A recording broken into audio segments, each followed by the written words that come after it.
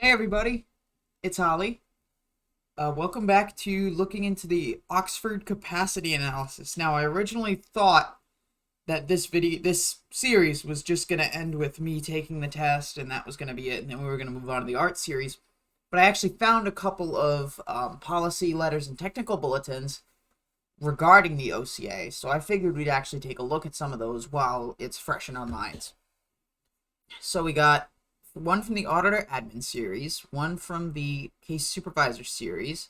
Actually, we're going to have two from that. And this one is from 1958. So, I think we'll start with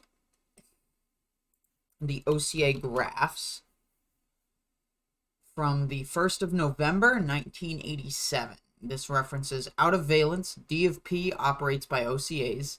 That's this one up here. And then word clearing OCAs, which is actually the next one after that. And then we've got how to read profiles on the OCA. And then Auditor Admin Series 8. This cancels the previous board technical bulletin. Alright, let's get started with OCA Graphs. The OCA, or Oxford Capacity Analysis Graph, is a specially prepared graph which plots 10 traits of a PC's personality from an OCA test. An OCA test is taken by the PC to give information to the auditor, CS, and director of processing to help them in properly programming the PC and to monitor its progress.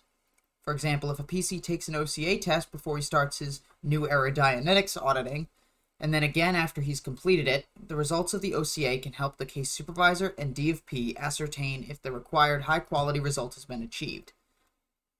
Now, the OCA is taken quite a few times during your bridge movement in Scientology, taken to decide maybe if you need to fix some auditing, or maybe if you need to go over services, or if you need a specific service, specific rundown. The OCA is used all throughout Scientology, not just at the very beginning. The results of the test are entered on a printed or mimeographed OCA graph sheet. If IQ or aptitude tests are also taken, that's what they offer, IQ and aptitude tests. Their scores and testing dates should be neatly entered in the appropriate blank spaces so they can be easily referred to. The IQ score should additionally be shown by extending the graph line to the IQ column on the far right. A series of results from OCA tests can be drawn on the same graph to give a comparison and show that changes occurred. I mean, the only change is that you're thinking more like Hubbard. The results of each test are drawn in a different color or in a different fashion, so that the lines can be distinguished from each other. A key should be drawn on the top edge of the graph to show what testing date is represented by each of the different lines. The month is written in letters so no confusion on numbers occurs. OCA graphs are kept in the front of the PC's folder on top of the folder summary and folder error summary checklists and underneath the program sheets and grade chart.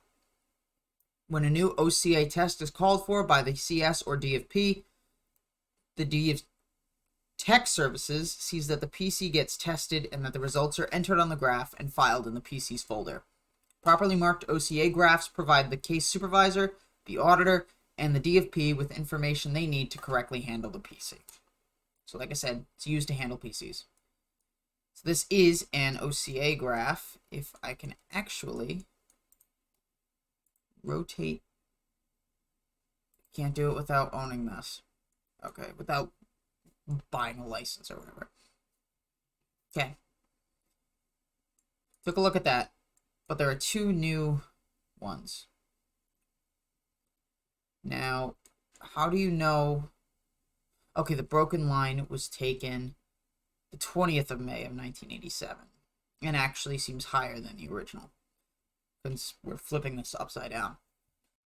Alright, this is the HCO Bulletin of the 19th of December, 1971. This is Case Supervisor Series 71. The Director of Processing operates by OCAs. A Director of Processing is a Director of Processing of cases. All his functions are involved with this. He must understand his title and what its duties involve. It's his job to get people processed. To do this, he has to know A, what people there are to be processed, B, how much processing they'll need, C, what facilities can be maintained and expanded to get processing done, and D, to see that the processing is paid for and occurs. The DFP does not have to be a CS or to know CSing. All he has to know of tech is how to read an OCA, IQ, aptitude, and other tests. He does not even have to open a folder. If all he ever looked at was a PC's OCA, the DFP would win every time. If the DFP considered his job as, quote, to raise OCAs with paid-for processing and to be sure the PC is happier, he would be performing his duties. And so people are going to use your OCA to get money out of you again. To raise OCAs, one has to know how to read an OCA. That's easy. It says how right on its border. Unacceptable, needing improvement, desirable, etc. An OCA with any point on the left side of the graph in low or undesirable range means the PC is out of valence. Just like me. I'm out of valence according to the church because I'm trans and I am acting in a way that they think isn't normal for someone like me. They think I should be identifying as male and that I'm out of valence because I am out as female. Any low point on the right side of the graph means the PC is crazy. So let's take a look at the left and right sides of the graph. So anything in stability, happiness, composure, certainty, and activeness refers to out of valence, and anything under aggressive, responsible, correct estimation, appreciative, and communication level refers to crazy. Okay, that's new. Alright. And back to the document. If the graph is not in the desirable range and the PC happy and looking better, the Hubbard Guidance Center has not done its job yet. Again, you need the VGIs, the very good indicators. Well, in this case, they just seem to be good indicators. The PC's not flipping out over how happy they are. The director of processing goes wholly on the idea of more auditing when he wants to raise a graph or IQ, which shows that all they care about is the auditing, and that the auditing will cure everything. It's not up to the DFP what's audited, only that auditing is done. The CS, if he knows his business, will say what is audited. The DFP just knows more auditing. The DFP can tell by the OCA improvement and improvement of tone and appearance of the PC and what the PC says in an interview whether the required high-quality result has been achieved. If it hasn't, then it's more auditing. The registrar can have very similar functions as to graphs, and where there is no DFP, the registrar must do these things. Okay, so the one telling you, the one you're paying to get courses, is the one that's going through your graph. Of course, because he's going to want more money from you. That's a stat for him to bump up, and it looks better on Thursdays at 2. Just realized I never switched that. A DFP who has a backlog is a dog. It means he isn't getting auditors or recruiting academy students or getting people to audit or intern, and isn't being, by definition, a director of processing. If there is a, quote, ARC broken field, look at the DFP. He didn't see that the OCA was raised and that the PC was happy before he left the org. A good DFP has a potential processing line of every OCA ever given by the org. He's in the business of raising graphs and making people happy with their auditing in paid volume. If his HGC isn't turning out 700 well-done hours a week, he's failing. If he is, he's a success. If he turns out more, a second HGC is needed. The traffic cop is the DFP. He has to know what traffic he'll have and what traffic he does have. He can be defeated by a poor registrar, a poor CS, and a poor qual. Therefore, he has the right to demand these people get hatted, taught about their jobs, trained. But he only has the right if he himself is hatted and doing his job. Given that, he can demand committees of evidence. If a DFP exists, knows his job and does it, an org will become prosperous. Not necessarily. The DFP has nothing to do with getting people in. That's the public division. That's Division 6. The DFP is part of the technical division. So he has nothing to do with whether or not people come in and out of the org and whether people actually stay. The first thing he has to know is the meaning of his title. The second thing is that his job is getting OCA graphs raised in paid-for volume. They're really stressing the money fact. And for obvious reasons. By current U.S. rates, a director of processing should be running at least a $17,000 cash gross of auditing through an HGC each week to be considered a competent DFP. Now, this was 1971, so who knows what that amount is now. Any field ARC breaks is a direct reflection on the director of processing. He didn't raise graphs and see people were happy before leaving. During periods when the post of DFP was empty or not on the org board or not filled, the org has slumped. So I need evidence that this is the DFP's fault, not just you saying it is. The post is very important. It's also a very simple direct post. Its duties are covered in CS Series 25 along with others, which we'll cover, but his use of the OCA is not listed there. Procurement of auditors is currently the weakest point of a DFP's duties. Without this, he cannot deliver volume. I've known DFP to train auditors themselves to have auditors, and others to train academy graduates after the course to have quality. So there are no limits on what a DFP can do, so long as he's directing, processing, and raising OCAs in paid volume. More money. That's all this is. It's just using your OCA to tell you what processing you need. Well, actually, that's the case supervisor's job, not the DFP's. But the point is that you need the DFP to look at your tests, determine whether or not you need auditing, which you almost always will, and then send you over to, or give it to the case supervisor to tell them, or to tell whoever, what auditing you need. Because the CS never talks to the PC. Alright. Let's take a look at word clearing OCAs from the bulletin of the 24th of February 1972. An illegal practice has been uncovered in which the words on the OCA, APA, I'm going to use acronyms, that's the American Personality Assessment, analysis. An illegal practice has been uncovered in which the words on the OCA, APA, I'm going to use acronyms, so the American Personality Analysis, and other tests have been word cleared by testers and directors of processing. In which the words have been word cleared. So now in this case, it's a bad thing to get word clearing on this. Why? I don't know. Example, PC does an OCA or any test that shows a state of case in July. He gets auditing. He takes another test that shows what the auditing did by August. If somewhere along this line a test in charge or director of processing word clears him on the test will change. Entering this variable wipes out any possibility of establishing what the auditing did for the case. But wouldn't it be good to know what the words on the test mean, considering that's all you fucking care about in study tech? So why they're suddenly doing a 180 on this and saying that word clearing is bad, I mean, I guess that means now it leaves people up for interpretation on the test, which leads to different test results, which could lead to worse test results, which could lead to more money being paid for auditing services in the org. Example, if a child is measured as to height and then fed certain foods to see if he'll grow, and then someone changes or stretches the tape by which he was measured, you can't find out if the food did any good. In science, this is known as holding a constant. We don't give a hoot in hell if the PC understands the test or not. Why you don't give a hoot in hell, I don't understand. You should care. Based on your student hat, based on what we've read. The next time he takes it, he'll probably have the same misunderstoods, but he'll have a change of opinion or even have a new cleverness or better memory, and the test will change. Therefore, none of these things may ever be done. Never tell the PC the right answers to the test. There shouldn't be right answers to this test. Never tell a PC to look up words on a test he doesn't understand. That's stupid.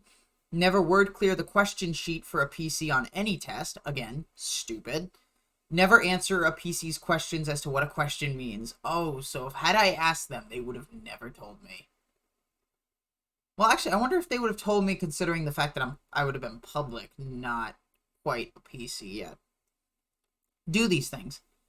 A, be sure any test person grasps this bulletin fully so that he knows what a test is and why we test people. B, never let a person who falsely reports routinely near a test line. C, safeguard test answer sheets from being known or seen by unauthorized personnel. Common knowledge. D, use second test and third test question sheets, each different from the first one. E, give other tests, aptitude or OTIS, to compare with the second or third OCA or APA if it is in doubt to see if the OCA has been word cleared or falsified.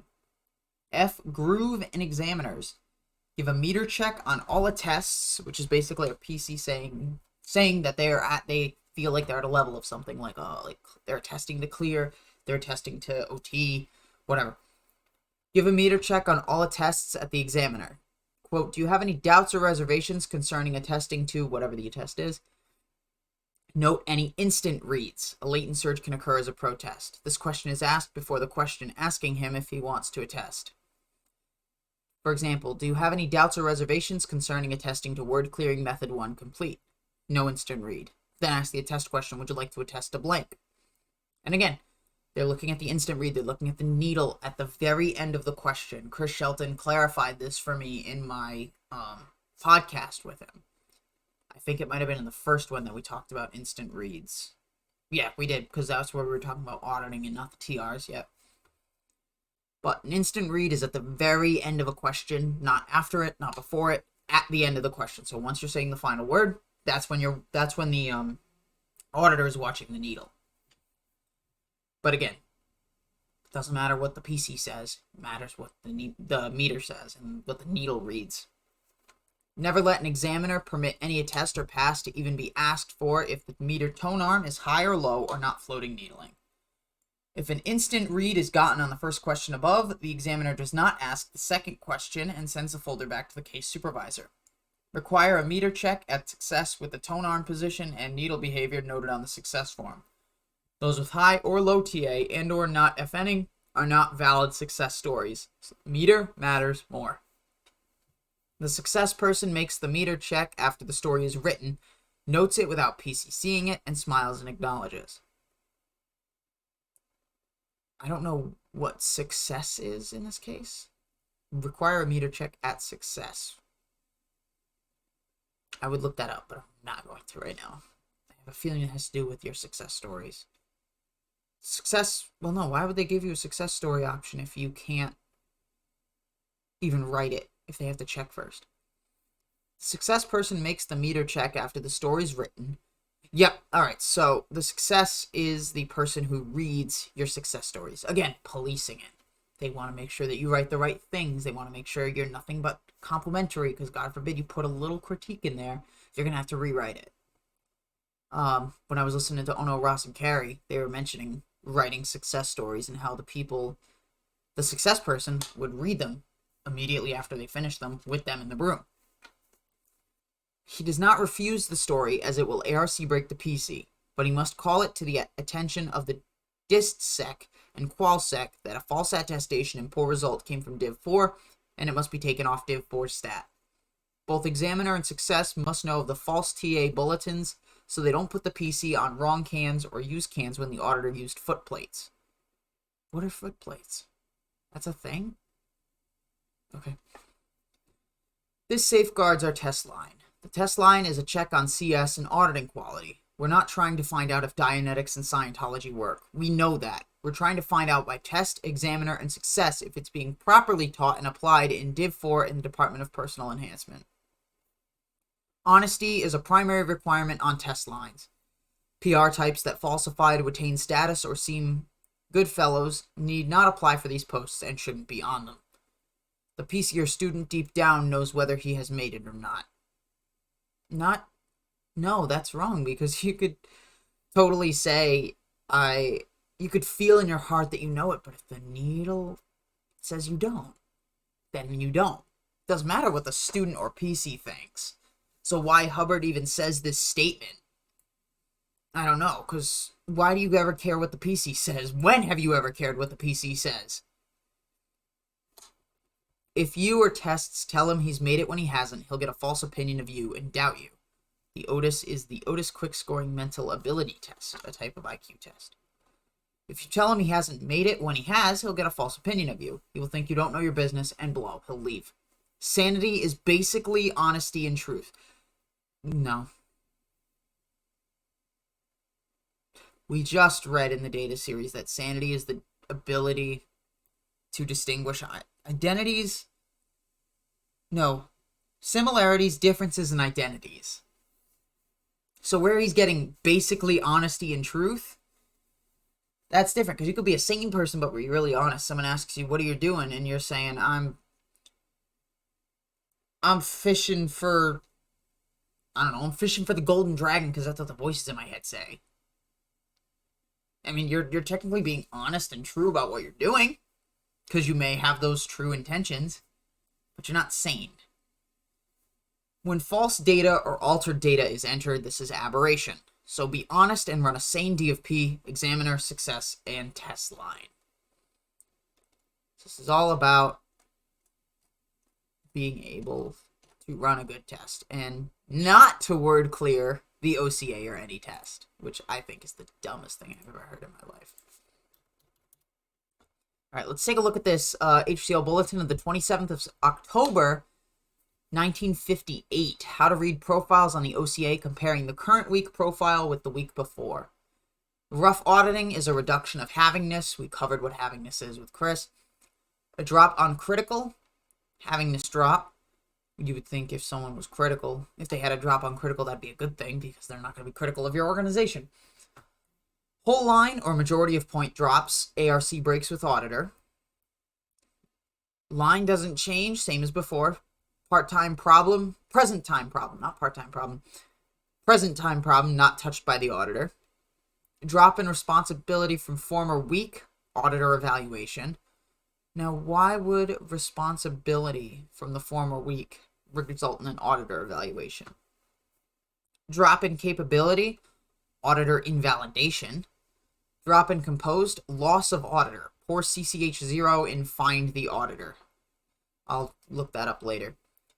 Drop in comm level, double acknowledgement by auditor, putting PC off before finished. Drop in appreciative, lowered reality level. Nervous is toughest point to raise on a graph. It's done by finding the auditor. This is a primary point to watch in low profiles. Did the pre-clear find the auditor? CCH3 and CCH4 are the indicated processes for these low ones. They were designated to find the auditor. Well, now we need to look up CCH. Location CCH0, rudiments, goals, and present time problem.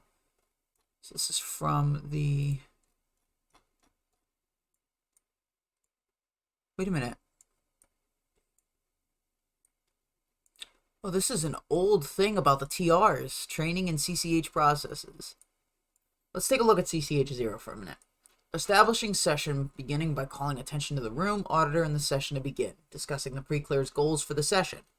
Defining by the auditor to himself, but not informing the pre-clear what he means to do with session. Auditor asks for PTP and settles it with problems of comparable or incomparable magnitude, or by locational processing, which is like, look at that wall, or look at that tree, whatever.